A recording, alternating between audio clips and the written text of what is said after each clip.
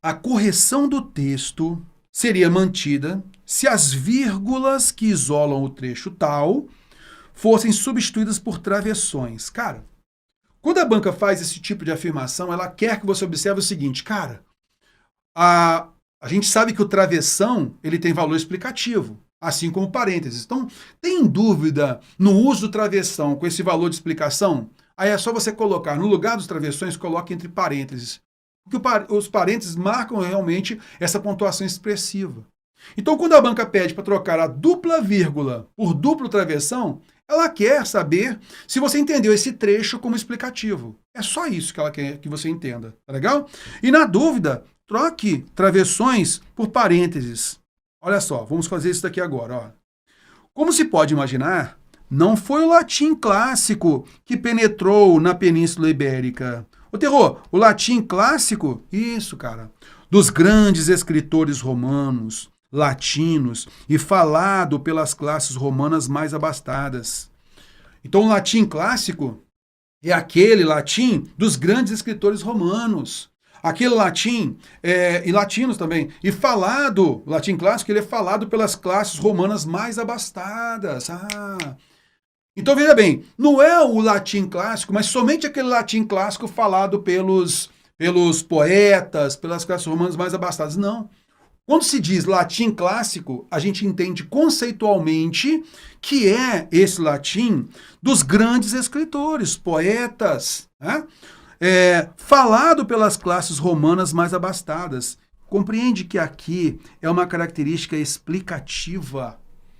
Entende então que latim clássico, quando eu falo latim clássico, eu entendo que é das classes mais abastadas, dos escritores, diferente daquilo que é vulgar, daquilo que é popular, que os soldados que invadiam determinadas regiões, eles falavam latim vulgar, popular. Tá legal? Diferente do latim clássico. Concorda comigo? Então aqui a gente compreende que há um valor explicativo, não é? Eu explico o que é o latim clássico. Rapaz, o latim clássico é o latim dos grandes escritores, romanos e latinos. E o latim clássico é aquele falado pelas classes romanas mais abastadas. Então aqui há uma estrutura explicativa. E essa dupla vírgula eu posso trocar tanto por travessões quanto por parênteses. Concorda comigo? Beleza. E aí, vamos entender o seguinte, Terror, uma relação sintática aqui.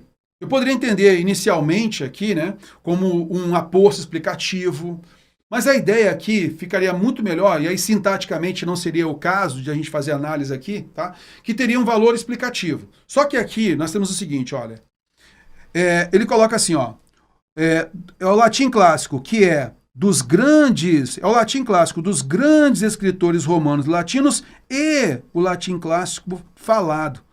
Então, nessa estrutura aqui coordenada, veja que primeiro eu tenho um termo preposicionado de valor explicativo e depois eu tenho aqui um particípio, falado pelas classes romanas. Então, o falado pelas classes romanas, eu entendo o quê? É uma oração subordinada adjetiva explicativa reduzida de particípio. E antes dela, nós temos uma estrutura preposicionada. Então, não houve um paralelismo ali. Então, por isso que não dá para você falar, então eu tenho aposto explicativo mais uma oração adjetiva explicativa, não seria o caso.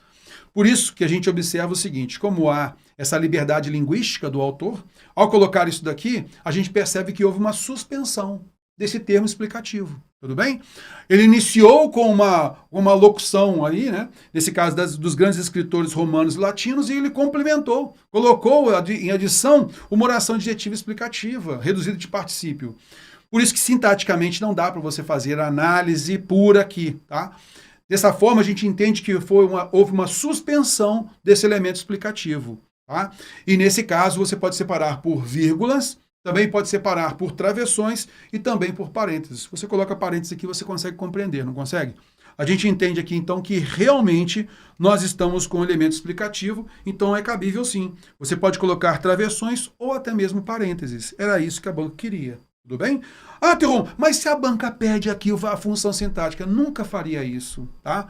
Porque justamente essa ideia de suspensão, você vai entender como se fosse um comentário à parte do autor, que não tem função sintática, tá? Não vai se dizer ali que é um aposto, que é uma oração, não tem necessidade de falar isso. Houve apenas uma suspensão. Tudo bem? A linguagem é dinâmica, houve um critério do autor de não colocar um paralelismo ali, tá legal? Por isso, a gente vai observar dessa forma, tá? Então, é um comentário à parte do autor de caráter explicativo.